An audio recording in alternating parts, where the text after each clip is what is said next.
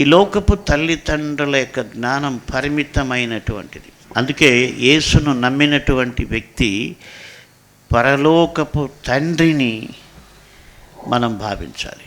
నాకు ఒకప్పుడు అర్థం కాలేదు. మీరు ఈ లోకంలో ఎవరిని తండ్రి అని పిలవద్దన్నాడు కదా యేసు ప్రభు. మీ లోకంలో ఎవరిని కూడా తండ్రి అని పిలవద్దన్నాడు. మీరు 23వ అధ్యాయం చూస్తే మత్తయి సువార్తలో అక్కడ అన్నాడు. నేను చాలాసార్లు దాన్ని చదివినప్పుడు ఇదేంట్రా, మరి మనకు నాన్న ఉంటాడు కదా, మరి ఆయన్ని డాడీ అని పిలవకుండా ఎలాగ పిలుస్తాం? ఎవరైనా ఫాదర్ అని పిలవకుండా ఉంటారా?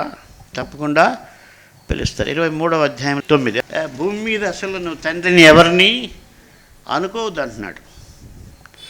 సో ఆ మాట ఎవరికంటే, నువ్వు యేసుప్రభువుని నమ్మిన తర్వాత నీకు ఇంకా తండ్రి ఎవరంటే పరలోకపు తండ్రి.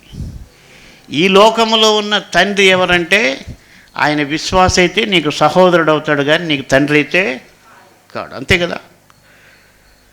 కాబట్టి నిజంగా యేసున్న ఒక వ్యక్తి నమ్మినప్పుడు ఇంకా సిన్స్ దెన్ మన తండ్రి ఎవరంటే పరలోకపు తండ్రి.